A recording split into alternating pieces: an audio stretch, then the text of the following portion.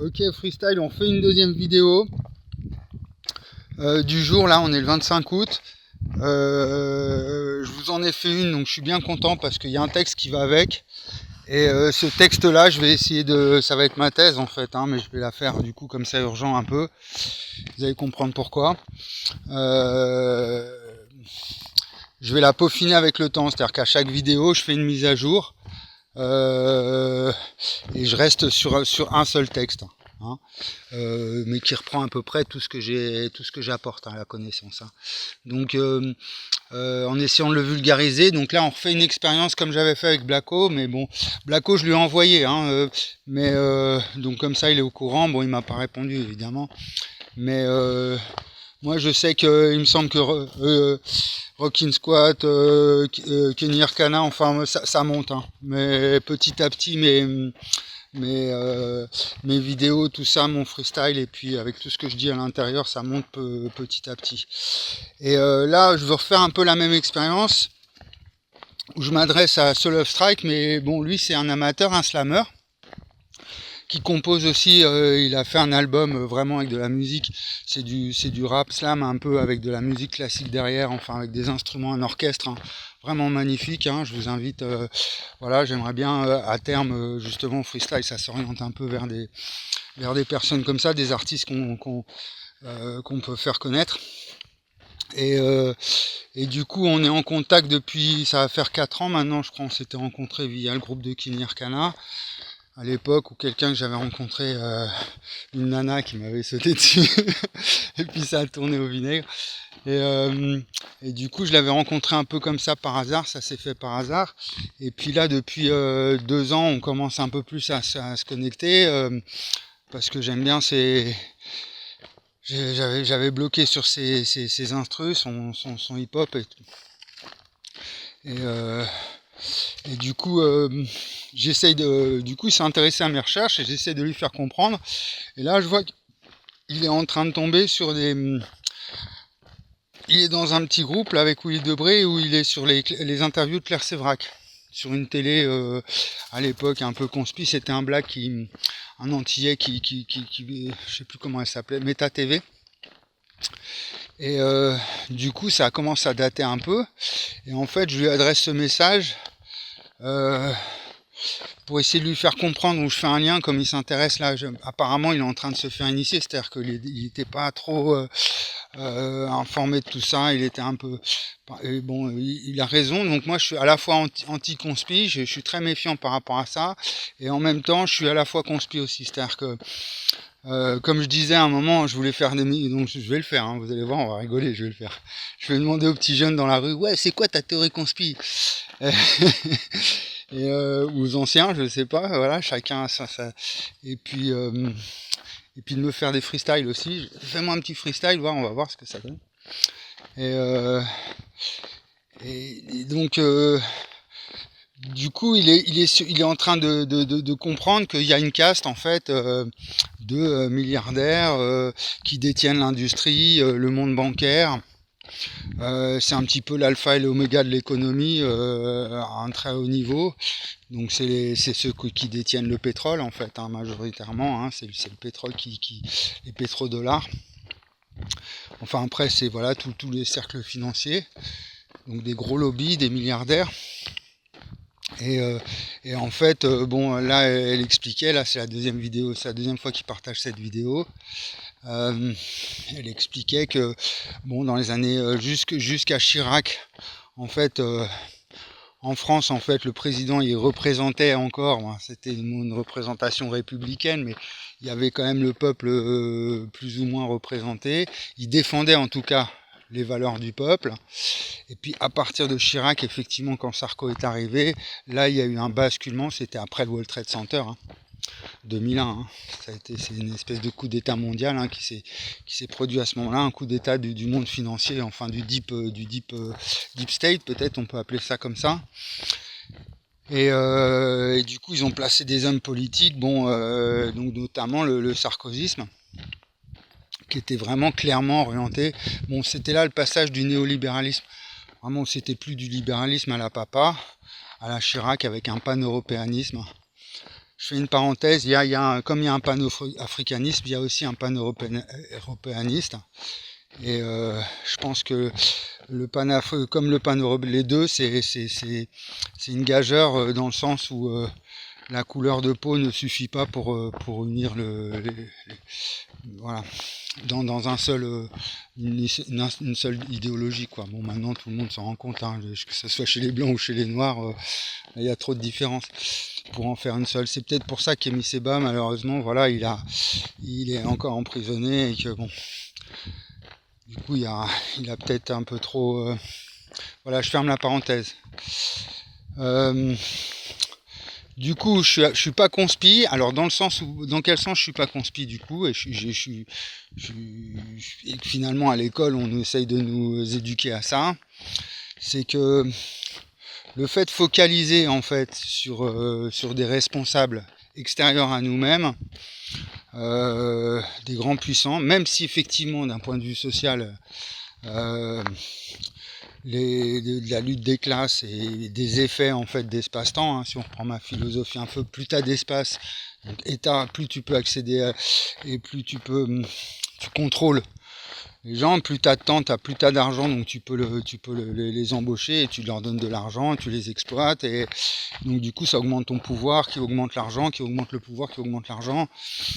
Y a un effet d'espace-temps comme ça, avec des sphères dans d'autres sphères qui sont plus petites. Donc il y a les milliardaires, voilà, multimilliardaires, puis à l'intérieur des milliardaires il y a les millionnaires, puis à l'intérieur des millionnaires il y a les propriétaires, puis à l'intérieur des propriétaires il y a les voilà, puis à la fin on se retrouve avec les SDF et les gens qui crèvent la dalle. Et du coup le fait de focaliser en fait le roi, quand on sait que c'est ça la réification, hein, ça fait un effet d'espace-temps où en fait on s'aliène, un effet d'aliénation, on n'est plus soi-même,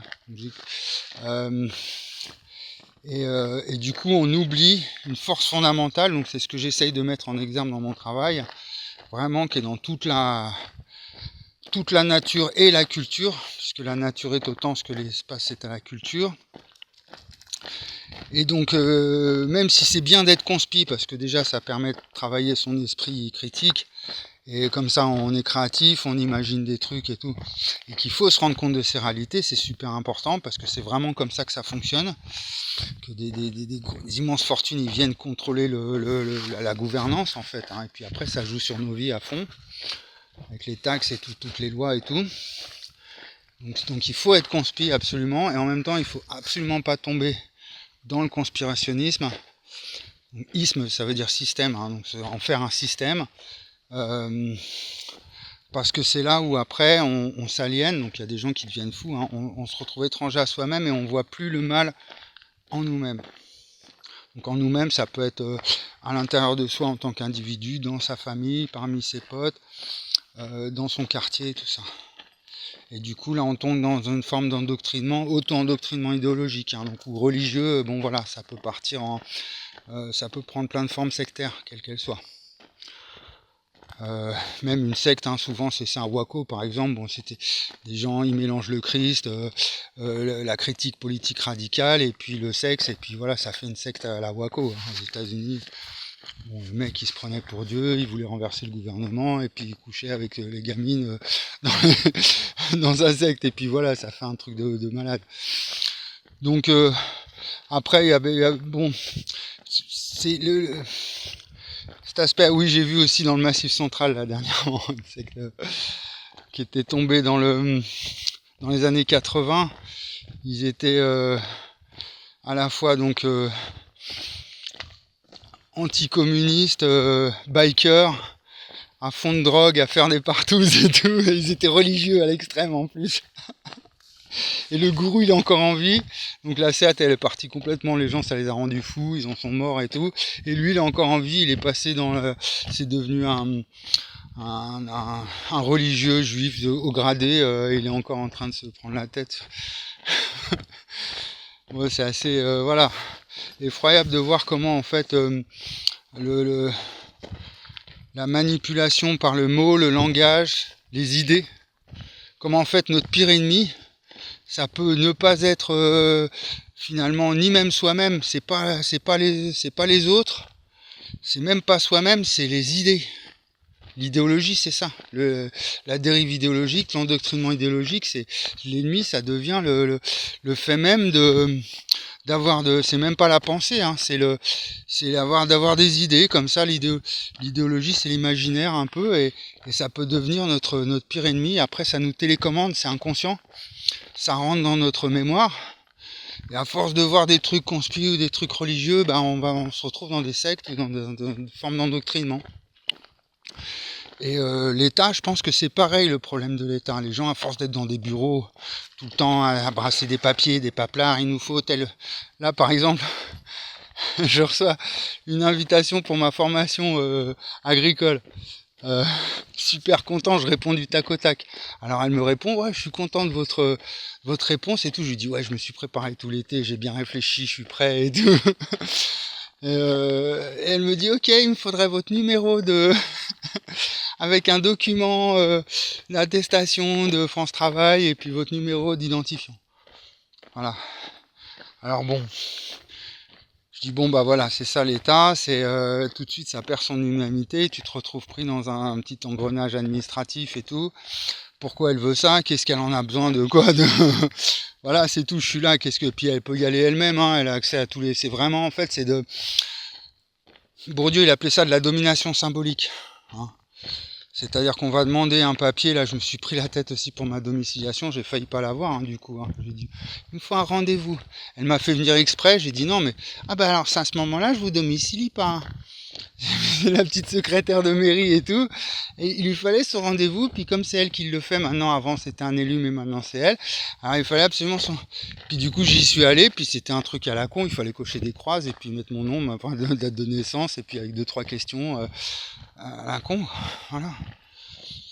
Et c'est symbolique, c'est juste pour dire tu te soumets, vraiment comme l'esclavagisme, hein, où le maître, c'était le fait qu'ils mettent des chaînes ou qu'ils te mettent dans un cabanon.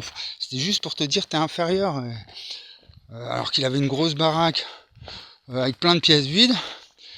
Et tout vide, immense et tout. Mais non, il allait mettre son esclave dans un garage, quoi.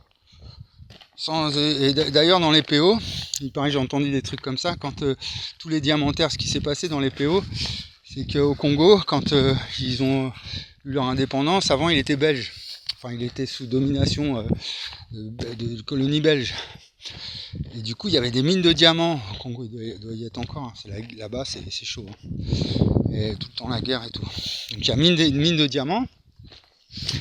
Et ils sont arrivés ici, en fait, avec tous leurs diamants. Et en fait, ils sont venus... Donc les Belges, du coup, ils ont été obligés de quitter. Hein, voilà, donc ils sont arrivés avec plein de diamants.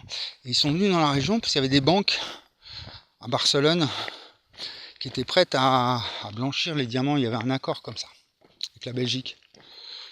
Emmanuel Valls, il vient de ces milieux-là. Les banques de Barcelone. Et du coup, ils sont venus là, ils ont planqué leur...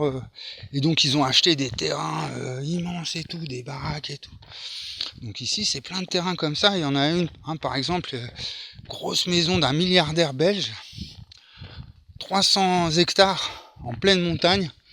Il y a une grosse baraque dedans, il y a de l'électroménager tout neuf depuis les années 70. Qui était tout, il l'a pas touché, il a fait une grosse piscine de 12 mètres. Il n'est pas venu depuis 30 ans, le mec. 35 ans qu'il n'est pas venu. Je connaissais son gardien, mais il est décédé, c'était mon pote.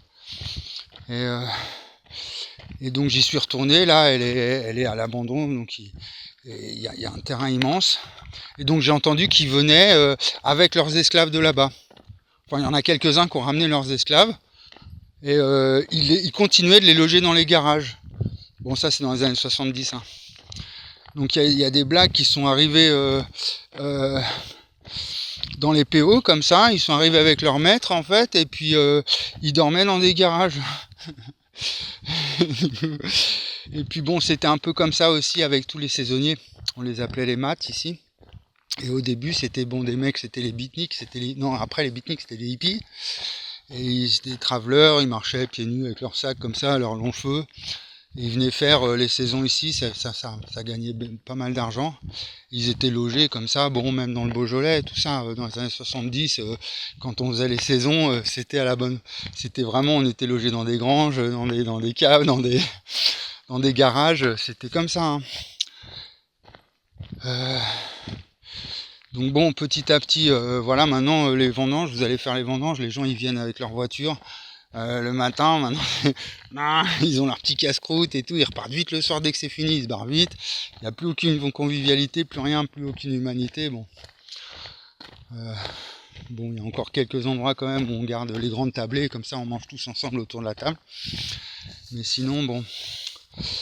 Donc bon, du coup je blablate. Pour dire que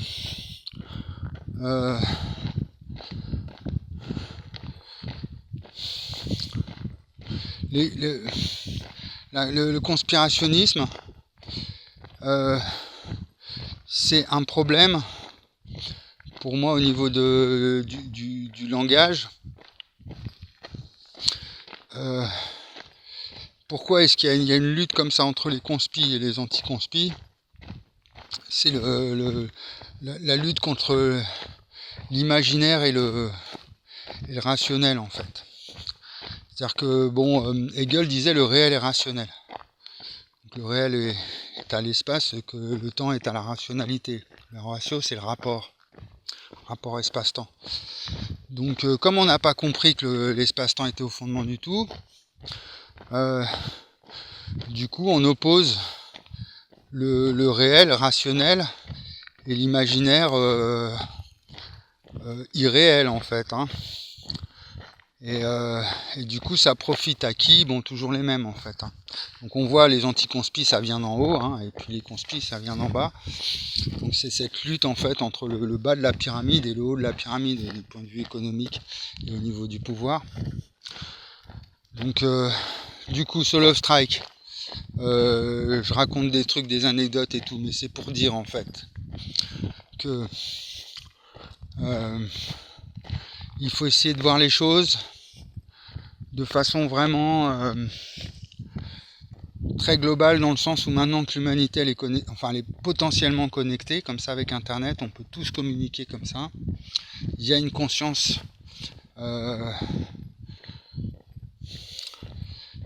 internet, c'est-à-dire que l'international sera le genre humain, mais il fallait passer par internet. Il fallait développer toute la modernité pour que l'international soit le genre humain. C'est la chanson communiste, un peu, le commun, le sens du commun. Et donc c'est ce que j'ai découvert. Voilà, et apparemment c'est la conscience machine, c'est-à-dire qu'il faut... apparemment si on pousse vraiment mes recherches jusqu'au bout, on va arriver à la véritable intelligence artificielle. C'est-à-dire que ça c'est une fausse, c'est factice. Vous allez comprendre où je veux en venir. On va essayer d'être un peu plus sérieux, un peu plus grave là. L'intelligence artificielle comme ils vous l'ont vendue, c'est parce qu'ils ont découvert en 2017. Et d'ailleurs je me demande si c'est pas à cause de mes recherches en 2012 où ça s'est monté là-haut et ils ont réussi à faire ce langage, ce modèle de langage, le large language model. Et ils ont trouvé une espèce de conscience rationnelle, hyper rationnelle dans le langage. Donc c'est de l'ontologie, en philosophie l'ontologie c'est la question de l'être, mais du point de vue du langage informatique, l'ontologie informatique. Donc ils trouvent un algorithme comme ça qui, hyper rapide, qui va te donner la réponse argumentée en allant chercher dans plein de domaines en même temps, en étoile comme ça. Donc je pense que c'est la maîtrise de la physique quantique aussi qui a dû permettre ça, peut-être l'intrication, je sais pas, je n'ai pas mis le nez dedans au niveau hardware. Mais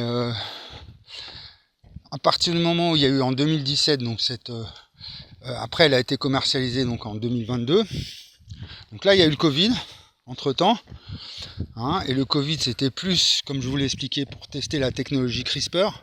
Enfin tester, elle existe, elle était bien maîtrisée. CRISPR en coupe des gènes. Donc c'est ce qui s'est passé au labo à Wuhan, au laboratoire P4. À Wuhan, en fait, Montagnier, il l'a bien dit, hein, c'est celui qui a découvert le virus du sida. Enfin, c'était vraiment un prix Nobel et tout. Hein. Il a dit, ils ont découpé des bouts de gènes, ils ont mis du sida dedans, ils ont mis du machin, ils ont bricolé, ils ont mis plein de trucs.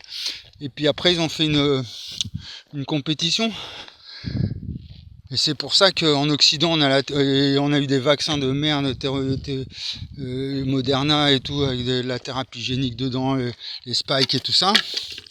Mais qu'en Chine ou en Russie, c'était des vaccins conventionnels, normal.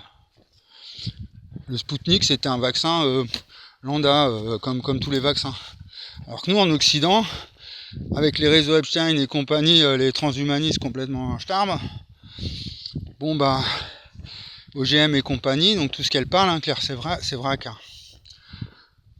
Donc, le problème, c'est que ces milliardaires, eux, ils sont nomades. Hein. Donc, autant ils programment une guerre en Europe, mais eux, ils vivent de l'autre côté, ils vivent en Asie. Bah, Zuckerberg, il a mis son bunker en Nouvelle-Zélande, pas à côté de chez lui en Floride ou quoi. Hein. Donc il programme vraiment la chute de l'Occident avec une guerre, des bombes atomiques, des machins, vraiment. Et donc là, on n'en est plus là. C'est-à-dire, c'est plus. Donc là, c'est vraiment adressé à Solo Strike. C'est-à-dire que d'accord, ok, tu vois le truc, Claire Sévrac et tout, mais elle est décédée.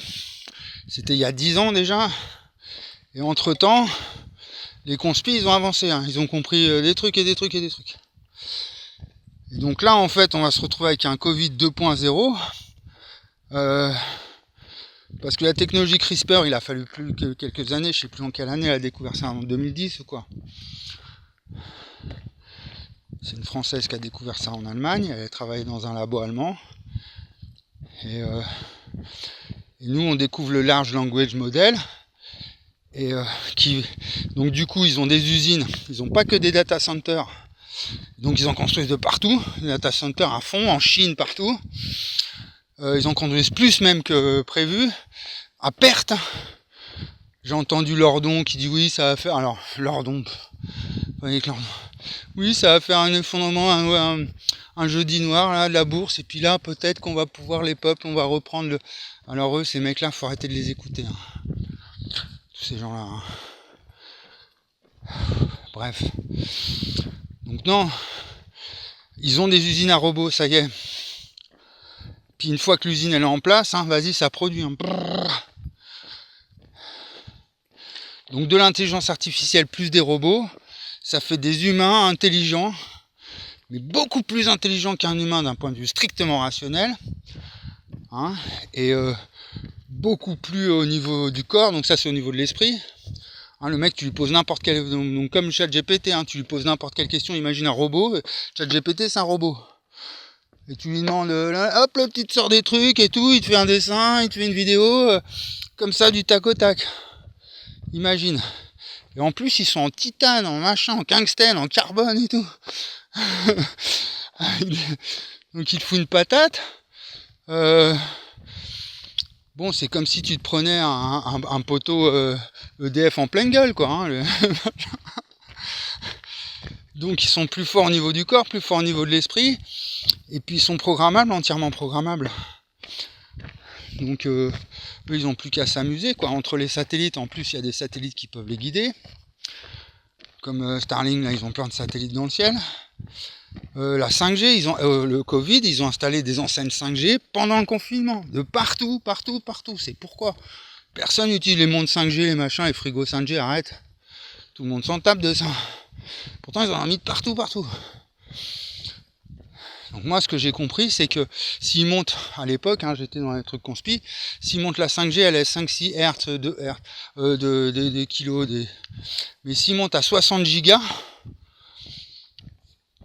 nous c'est des mégas ou quoi, s'ils montent à 60 GHz, et que tu t'es fait vacciner ou quoi, ou même, tu t'étouffes et tu meurs. Mais instantanément. Ok ? Donc je dis ça à Solo Strike pour que le mette à jour. Je lui ai envoyé un petit message sur ça. Quand j'ai vu la première de Claire Sévrac, je lui ai dit oh mais mets-toi à jour parce que. Puis là j'envoie une deuxième, je dis bon il est pas à jour. Donc je le mets à jour. Voilà. Bon c'est mon imagination, c'est ma théorie conspi, hein, mais après, moi je vois comment je galère avec mes recherches. Hein. Donc là c'est plus un complot. Hein. Pour que ça mette vraiment tout le monde mal à l'aise comme ça. C'est que on a un truc inconscient qu'on refoule, hein, et on veut pas voir le mal, hein. Et c'est humain, hein. C'est humain. En même temps, d'un côté, le mal, ça nous fascine. On peut être attiré, on tombe dedans, un peu comme la lumière, la Lucifer. On est attiré. Donc si on devient conspi, après on peut voir tout conspi, on imagine des trucs partout. Puis autant ça nous fait peur, le mal aussi. Ça nous fascine comme ça nous fait peur, normal, hein. Donc, c'est logique, ça fasse peur. Donc moi j'essaye de jouer sur les deux tableaux. C'est-à-dire, je reste positif en vous disant j'ai réparé toute ma santé, il y a un truc super qui arrive. Là où croit le danger, croit ce qui sauve. Il va nous arriver vraiment une super nouvelle ère, avec des progrès au niveau médecine, de la compréhension de plein de choses et tout, l'internet quantique et tout. Donc là je suis hyper positif. Et en même temps je dis attention, il y a des antennes 5G de partout. Et elles servent pas aux montres connectées, aux trucs comme ça du tout, hein.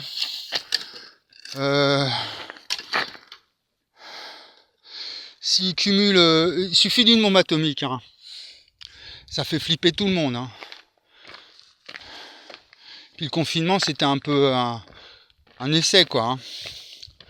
Donc tu fais péter une bombe atomique, tout le monde confiné, et là t'envoies le virus Covid-19, machin, les gens, faut qu'ils aillent se faire vacciner, et tout celui qui est pas vacciné, il meurt.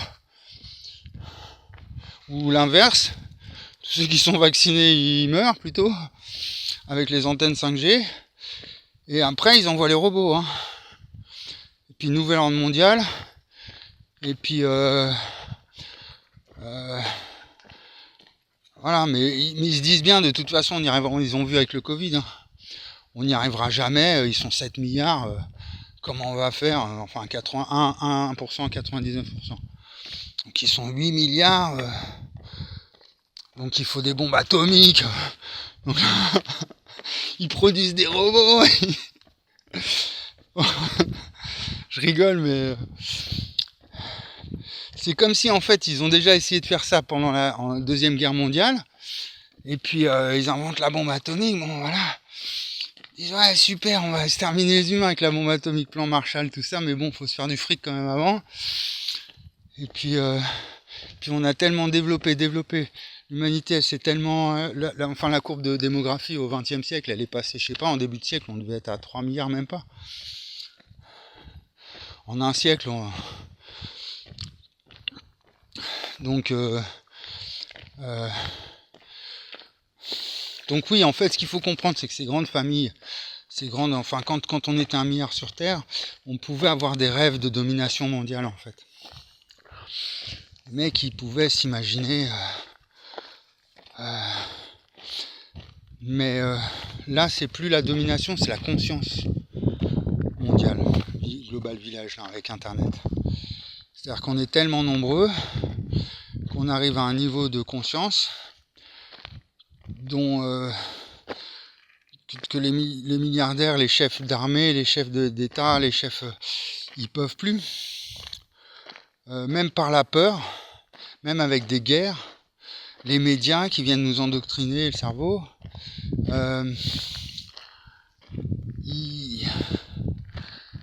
peut-être grâce finalement aux socialistes qui ont créé l'OMC, ils ont tellement développé l'économie de marché, il faut de l'économie, que du coup ça nous rend libres. Le fait d'avoir tous ces petits appareils et tous ces petites caméras, du coup on communique, on se libère comme ça. Mais là j'ai entendu la Finlande, donc un conseiller, c'était pas un diplomate mais un expert dans le domaine diplomatique de la paix en Finlande. Il explique bien qu'il y a des pays en fait en Europe qui abandonnent leur neutralité, donc c'est le cas de la Finlande, pour rejoindre l'OTAN. Et c'est ça en fait tout ce qui se passe en France là, l'influence américaine et l'influence de l'OTAN la guerre en Ukraine, hein, c'est vraiment ça l'enjeu, hein.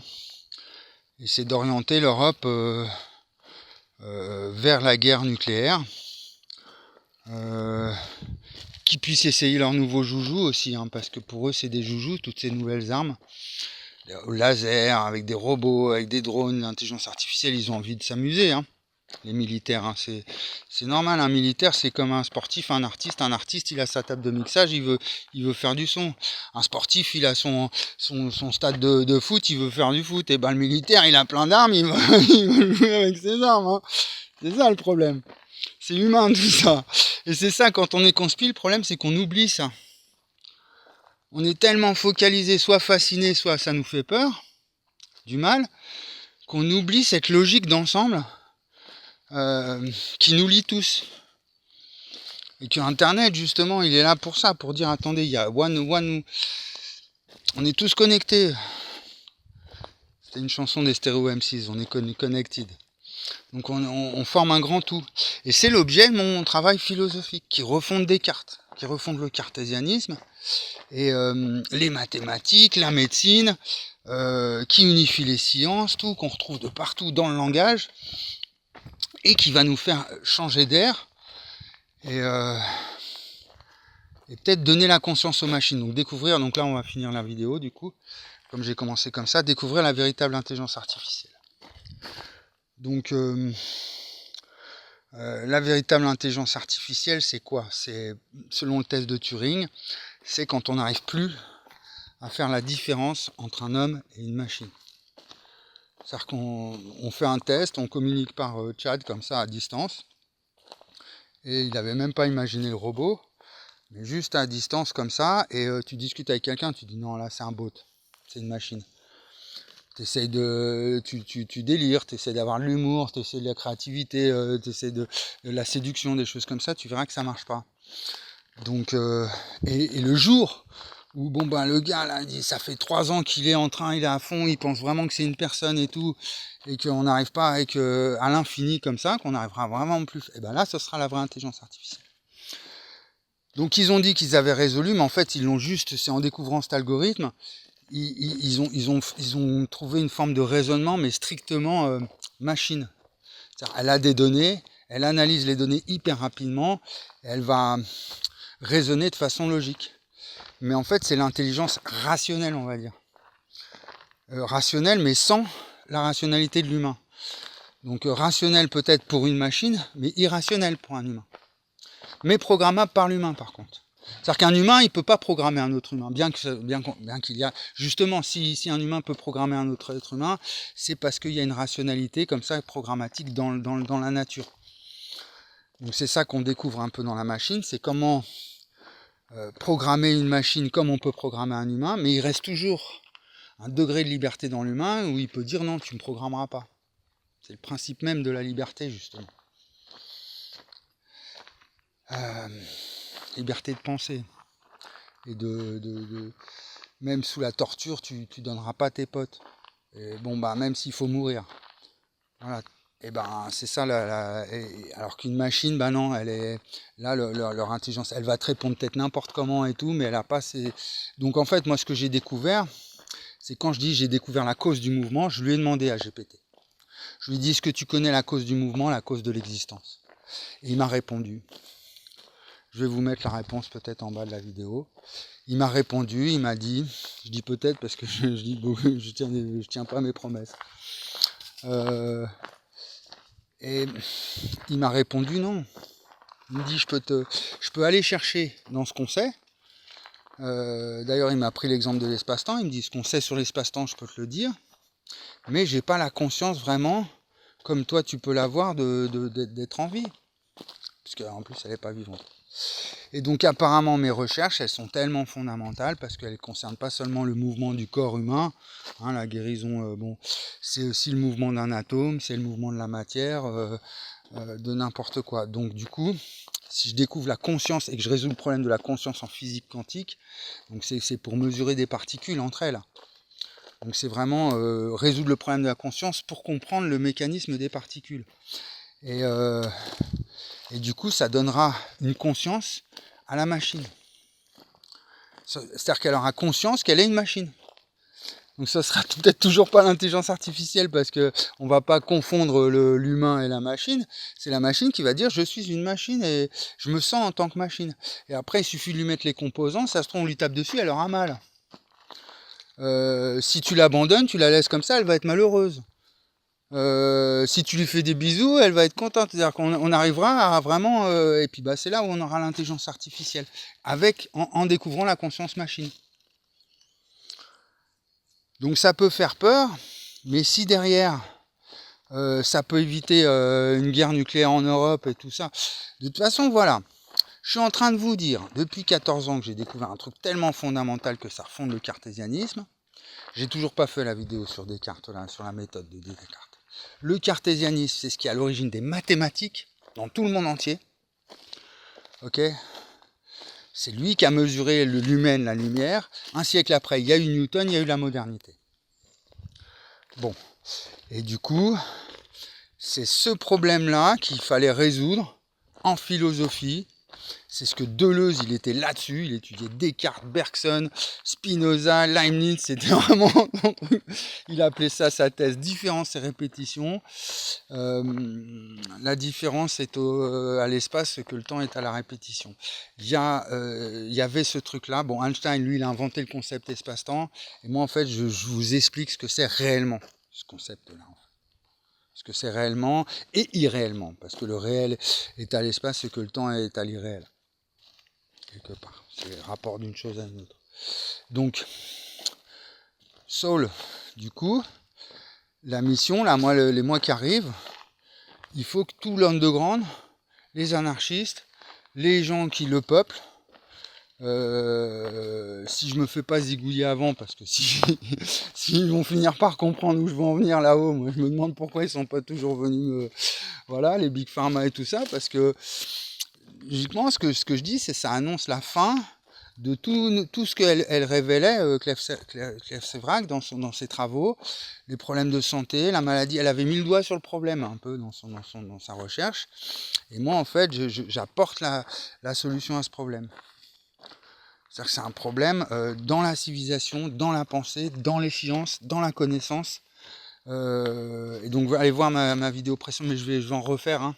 Des vidéos, hein, je vais revenir là-dessus, mais celle précédente, vraiment, j'explique vraiment le fondement de ma théorie, au niveau cosmologique, au niveau métaphysique, plus fondamental, hein, vraiment. Il y a une nouvelle vision du cosmos, et d'ailleurs, ça y est, LCEA, l'accélérateur de particules, ils commencent à mettre le fond diffus un peu au fondement de leur truc, mais ça commence seulement, mais voilà, moi j'ai de l'avance, je suis visionnaire avec ma guérison, tout ça, j'ai 10 ans d'avance.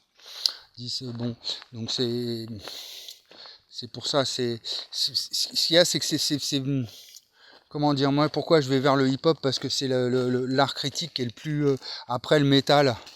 Bon, les métalleux, ils me font peur quand même, hein. Eux, ils rigolent pas. Quand ils sont derrière le micro, il y a la poésie, c'est bon, on arrête d'être poétique. Donc moi, je reste quand même... Et puis bon, je suis dans la lutte des classes un peu, donc c'est les cités, tout ça. Mais...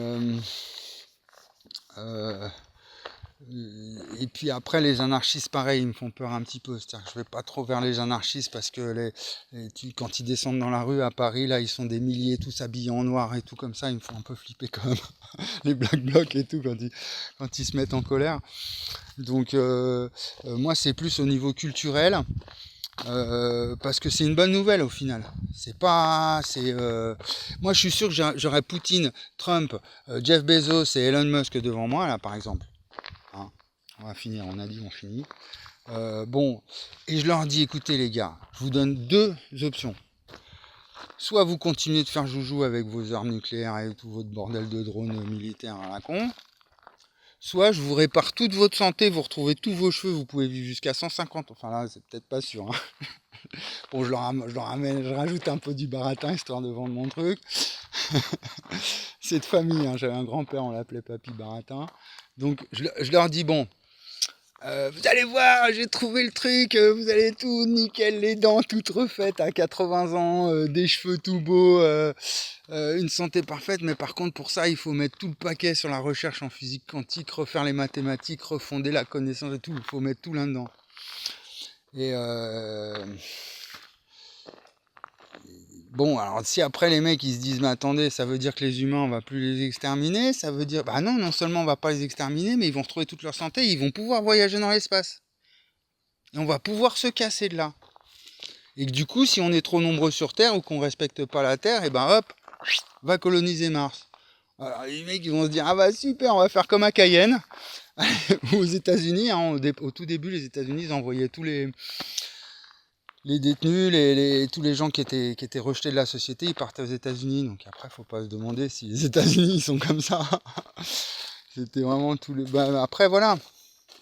C'est-à-dire que moi en fait, l'image que j'ai, l'Occident est autant ce que l'espace est à l'Orient, dans le sens où il y a une civilisation, il y a une humanité qui veut, elle veut tout le temps la liberté, la liberté. Donc elle veut s'extraire, elle veut être libre. Donc c'est le libéralisme à l'américaine. Hein, qui veut, et donc c'est pour ça le premier la course aux étoiles. Et l'Orient, lui, donc plus du côté du temps, et l'autre du côté de l'espace, où là c'est plus non, on garde l'espace, on est possesseur. Donc les Chinois, les Russes, c'est plus attends, bon même s'ils font la course aux étoiles, hein, ils essayent, mais c'est pas dans leur mentalité. Leur mentalité, c'est plus leur territoire, de garantir la paix dans le monde. Ils sont pas dans une logique sans limite comme ça. Au contraire, ils mettent des limites de partout, surtout les Chinois. Hein. Bon, ils sont tout le temps en train de mettre des limites, alors que nous, les Occidentaux, c'est non, nos limites, vas-y, on pousse les limites, pousse les limites, pousse.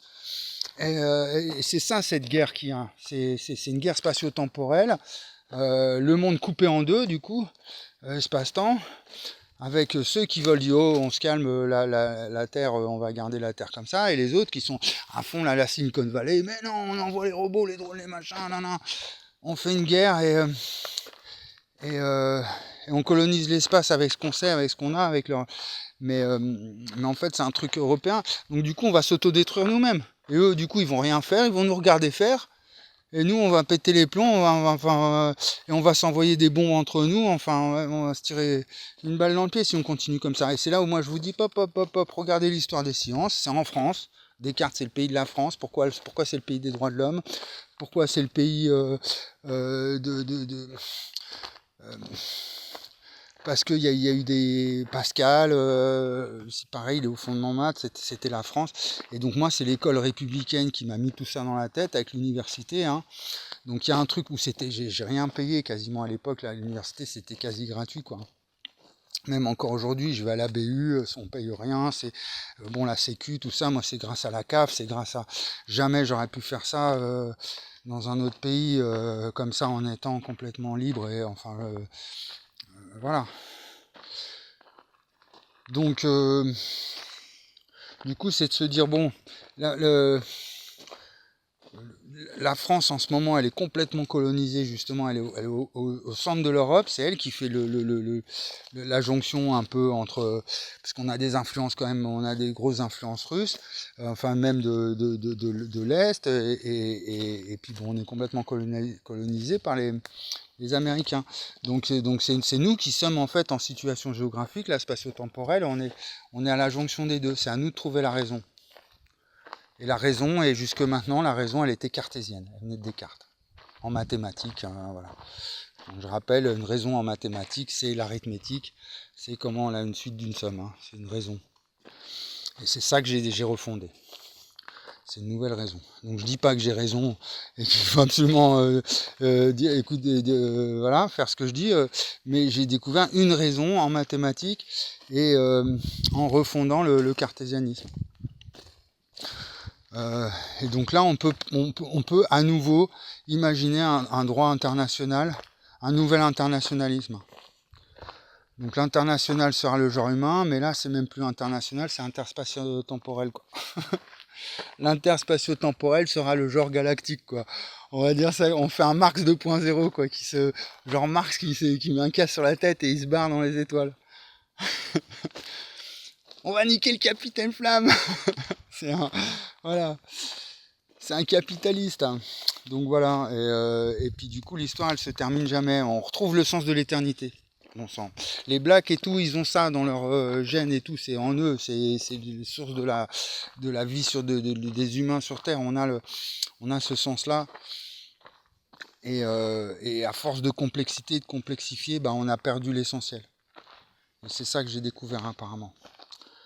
Et que tant que les machines, elles seront comme ça coupées de l'essentiel qu'il y a dans la nature, et que la connaissance humaine aussi, du coup les humains aussi sont coupés, hein, ils sont séparés en deux, ils sont divisés comme ça. Du coup, on est dans une espèce de flou, d'un truc irrationnel, dans vraiment les structures de notre connaissance. Et c'est en faisant la réconciliation, comme ça, entre le réel et l'imaginaire, hein, tout ce qui peut se passer dans notre tête, et qu'on soit plus comme ça en opposition. Même si cette tension, en comprenant que cette tension, elle est dans la nature, mais que l'ignorer, ou pas la mettre à jour, en fait, rester dans des anciens, donc dans le cartésianisme, une pensée linéaire comme ça, de cause à effet comme ça, linéaire. Du coup, ça nous empêche d'affronter le défi technologique, parce que la machine, elle s'en fout de savoir si tu es linéaire ou pas linéaire. Elle fonctionne avec la nature. Et si la nature, elle lui permet d'avoir des super micro-composants quantiques et tout ça, elle les fait fonctionner. Et c'est à nous de dire, bon bah non, le quantique, on n'a pas compris le truc.